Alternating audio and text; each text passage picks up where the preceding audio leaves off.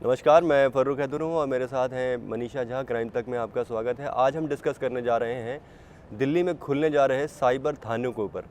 Cyber थाने यानी कि वो थाने जो सिर्फ साइबर अपराधों में डील करेंगे। साइबर अपराध क्या होते हैं? जैसे हम ऑनलाइन पेमेंट करते हैं, भले यूपीआई के ज़रिए करें, क्रेडिट कार्ड के ज़रिए करें, चाहे हम डेबिट कार्ड के ज़रिए करें, उसमें बहुत सारे फ्रॉड होने लगे हैं। जैसे जैसे ये डिजिटल इस्तेमाल बढ़ते जा रहे हैं पेमेंट मोड के, वैसे वैसे ये अपराध भी बढ़ते जा रहे हैं। तो क्या है पूरा मामला मनीषा? मुझे लगता है बहुत अच्छा इनिशिएटिव है, क्योंकि इस तरह के जो मामले होते हैं उसकी शिकायत लेकर लोग कहाँ पर जाएं उन्हें ये नहीं पता होता है, कैसे इससे डील करें उन्हें ये भी नहीं मालूम होता। तो ऐसे में ये बहुत अच्छा इनिशिएट लिया गया है और मुझे लगता है कि ये बहुत ज़रूरी भी था, क्योंकि साइबर क्राइम आज के दौर में सबसे ज़्यादा हो रहे हैं। ये तो हम लोगों को बताते हैं कि OTP नहीं शेयर करना है, अपने चीज़ों को सीक्रेट रखना है, कॉन्फिडेंशियल रखना है, पर फिर भी कई बार वो साइबर ठगी के शिकार हो जाते हैं। फॉर एग्ज़ाम्पल, आपकी कपड़े की दुकान है और जो साइबर ठग होते हैं वो बहुत शातिर होते हैं। तो आपको वो एक लिंक भेजेंगे जिस पे ऊपर से ऐसा दिख रहा होगा कुछ क्लोथ्स हैं, तो आप उसे खोलेंगे, बहुत जेन्युइन है, जिस चीज़ का आप काम करते हैं आपको लगता है किसी काम से भेजा गया होगा। आप जैसे ही उस पर क्लिक करते हैं वो आपके फ़ोन की सारी डिटेल्स जो हैं वो ले लेते हैं।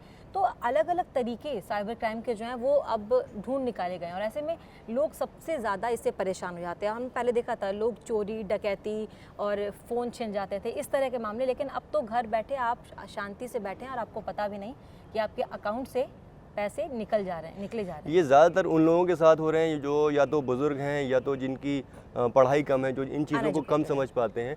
प्रॉब्लम क्या होती है, जैसे कई बारी आपके पास फ़ोन आते हैं कि आपका जो कार्ड है वो पुराना हो गया है, हम आपको अपग्रेडेड कार्ड दे रहे हैं, तो आपको अपने पुराने कार्ड की डिटेल देनी होगी।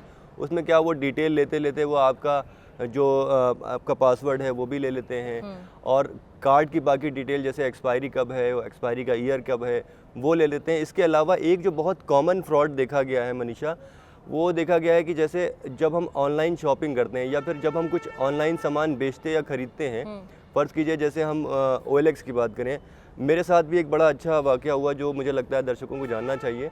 कुछ सालों पहले मेरे पास एक बाइक हुआ करती थी, तो मैंने कहा कि अब बाइक की ज़रूरत नहीं, तो मैं बाइक को बेच देता हूँ, मैं उसको चलाता नहीं था। तो मैंने बाइक की फ़ोटो डाली और OLX पे और उसमें प्राइस वगैरह कोट कर दिए। उसके बाद मेरे पास एक फ़ोन आया, बोला कि मुझे आपकी बाइक बहुत पसंद है और मैं सेना में हूँ, और मतलब सेना से आपको ये कह के ये बताना चाहते हैं कि वो बहुत ईमानदार होगा। और ये ऐसे केसेस बहुत आए हैं, हाँ। मैंने भी बहुत सुना है, जब वो अपने आप को सेना में बताते हैं तो लोग थोड़ा सा बिलीव करते हैं। मोस्टली क्या होता है कि सेना में बताने से लोगों को क्या होता है कि यार ये सेना में है, ये अच्छा आदमी होगा, इसको बिलीव कर सकते हैं। उसने बोला कि मैं सेना में हूँ और मुझे ये बाइक अपने छोटे भाई के लिए चाहिए जो दिल्ली में रहता है, मैं बेंगलोर में रहता हूँ, तो मैं एक काम करता हूँ 10,000 रुपये आपको ट्रांसफ़र कर देता हूँ पेटीएम पे, और ताकि आपको ये हो जाए कि हाँ भाई पैसे आ गए, आप किसी और को बाइक ना बेचें। तो मैंने कहा ठीक है आप बेच दीजिए, और उन्होंने वो 10,000 रुपये रिक्वेस्ट भेजे, मतलब पेमेंट नहीं था, वो रिक्वेस्ट भेजा। अब होता क्या है कि जल्दी आदमी खुशी में क्या कि यार 10,000 मिल रहा सीधे बिना बाइक लिए, कोई बंदा 10,000 दे रहा है, तो वो खुशी में उसको ओके करके और अपना पेमेंट डाल देता है। लेकिन चूंकि हम लोग मीडिया से जुड़े हुए हैं और इस तरह की खबरें लगातार जैसे जामताड़ा में जो चीज़ें होती हैं उनको लगातार दिखाते रहते हैं, तो हमें इस बात की जानकारी है, तो मैंने उसको डिक्लाइन कर दिया। उसका दोबारा फ़ोन आया, बोला कि आपने वो एक्सेप्ट क्यों नहीं किया, मैंने 10,000 रुपये भेजे थे। तो मैंने उससे कहा कि बेटा तुम जिस स्कूल में पढ़ रहे हो मैं उसका हेड मास्टर हूँ, तो उसको बात समझ में आई कि मैंने गलत जगह फ़ोन लगा दिया है। लेकिन इस तरह की चीज़ें बहुत लोगों के साथ होते हैं जो उसमें फंस जाते हैं। कैसे बचें?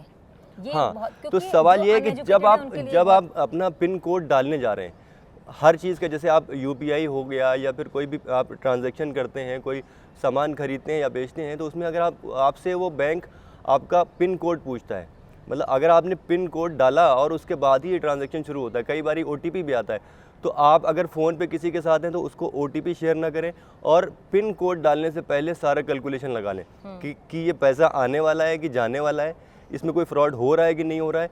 अगर आपने पिन कोड डाल दिया तो फिर बात आपके हाथ से निकल जाती है और कई बार आप साइबर थाने में चले भी जाएंगे। मतलब ये साइबर थाना बहुत अच्छा इनिशिएटिव है दिल्ली सरकार का, लेकिन कई बार आप साइबर थाने में चले भी जाएंगे लेकिन वो उनकी टेरिटरी का मामला नहीं होता है।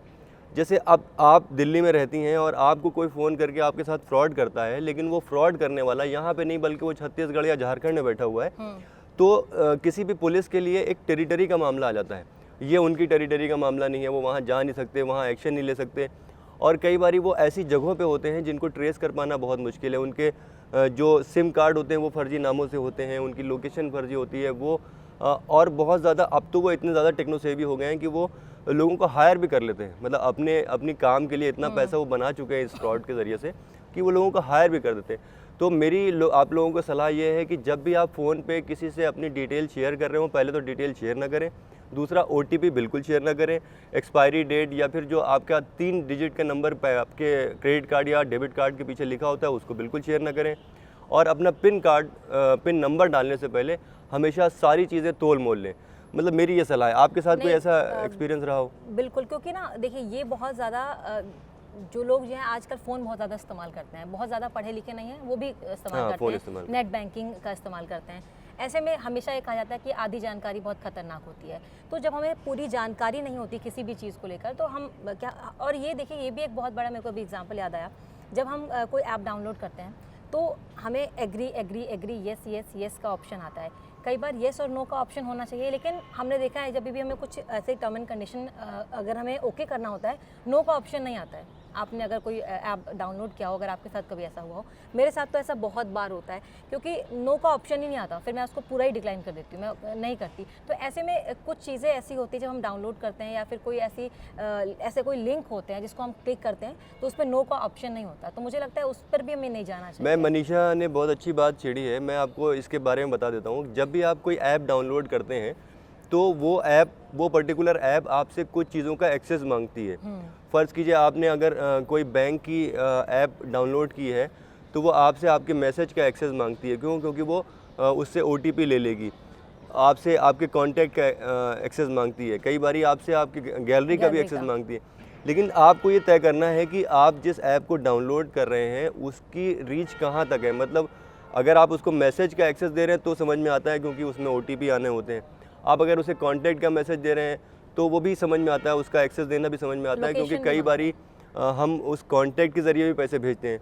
लोकेशन, जैसे आपने कहा, लोकेशन का एक्सेस दे रहे हैं तो वो भी समझ में आता है, क्योंकि लोकेशन से कई बारी ICICI बैंक या कोई भी बैंक जो है वो उससे अपने ट्रांजैक्शन का लोकेशन भी ट्रेस कर लेते हैं, लेकिन उनको गैलरी का एक्सेस देने का कोई लॉजिक नहीं है। तो अगर आपको किसी चीज़ का एक्सेस देना इलॉजिकल लगता है तो आप उसको फ़ौरन डिक्लाइन कर दीजिए, क्योंकि कई बारी इससे आपके जो प्राइवेसी है उससे छेड़छाड़ की जाती है, आपकी जो प्राइवेट डेटा हैं उनसे छेड़छाड़ की जाती है। जो बड़ी कंपनियों के ऐप हैं उनके साथ तो नहीं, लेकिन जैसे अब गेमिंग ऐप हो गई या फिर कोई शॉपिंग ऐप हो गई, हाँ, वो अगर आपसे एक्सेस मांग रहे हैं तो हमेशा सोच समझ के ही दीजिए, और बेहतर होगा कि आप लैपटॉप से ऑनलाइन शॉपिंग कर लें, लेकिन इसमें एक्सेस देने में आप फंस सकते हैं। मतलब मेरा ये मानना है। तो मेरा भी यही मानना है कि अगर आपको किसी भी चीज़ की, किसी भी ऐप की अगर पूरी जानकारी है, अगर आप नेट बैंकिंग भी कर रहे हैं या फिर कोई ट्रांजैक्शन कर रहे हैं, अगर आपको पूरी जानकारी है तभी आप करिए, अदरवाइज़ आप बैंक जाकर भी ट्रांजैक्शन कर सकते हैं। क्योंकि नुकसान, अभी बीते दिनों एक मामला मैंने पढ़ा था, उत्तर प्रदेश के किसी ज़िले का मामला आया था सामने। एक टीचर है, पूर्व अध्यापक था, उनके अकाउंट से 1.5 लाख रुपये निकाल लिए गए।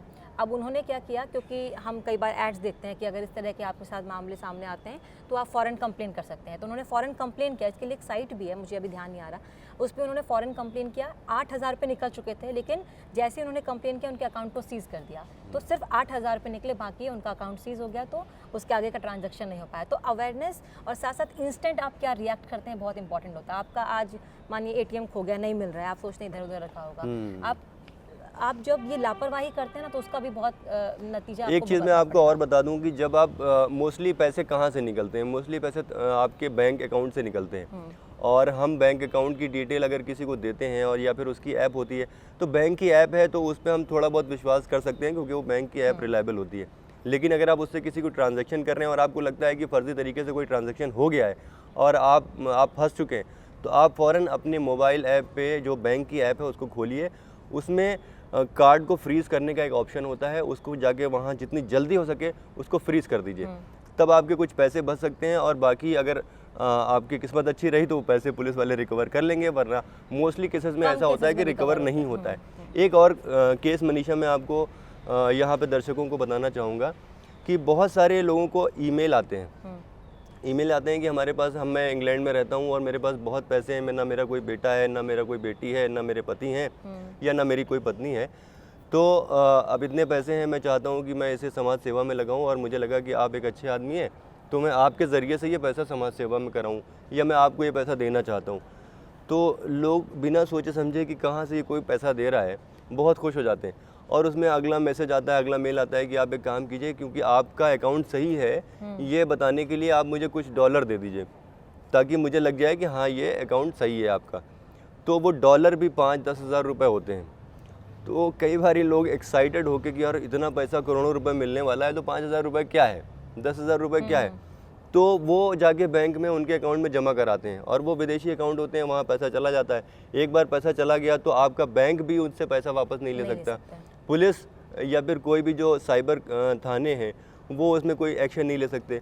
तो इसलिए ज़्यादा एक्साइटेड होने की ज़रूरत नहीं, फ्री में कोई चीज़ नहीं मिलती है, हर चीज़ की एक कीमत होती है। कि आपको कोई फ्री में पैसा दे रहा है और वो बहुत ऑथेंटिक होगा, तो ये तो बिल्कुल गलत है। एक किस्सा मेरे को भी याद आया। बिल्कुल। मेरा एक दोस्त था, उसको लोन की ज़रूरत थी, पैसे की ज़रूरत थी, तो उसने लोन के लिए बहुत सारे लिंक्स होते हैं, साइट्स होते हैं, उस पर अप्लाई किया।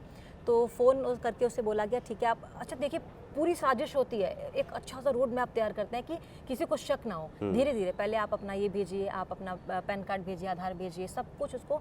फिर एक फॉर्म भेजा गया जिसमें लिखा था कि लोन एक्सेप्टेड, और उसके लिए आपको पहले एक छोटा सा अमाउंट पे करना होगा। तो आप 5,000 पे करिए और आधे घंटे में आपको लोन जो है वो मिल जाएगा। और मेरे फ्रेंड ने कर भी दिया क्योंकि उसे ज़रूरत थी, तो उसे लगा शायद ये सही है। और उसके बाद हम कर रहे हैं, भेज रहे हैं। अब आपको क्या करना होगा, 10,000 और करना होगा ताकि हम एक बार में आपको उसके साथ ये पैसा लौटा देंगे, 15,000 साथ में लौटा देंगे। अब एक बार जब ऐसा हो गया तो फिर तो इंसान थोड़ा सोचने लगता है।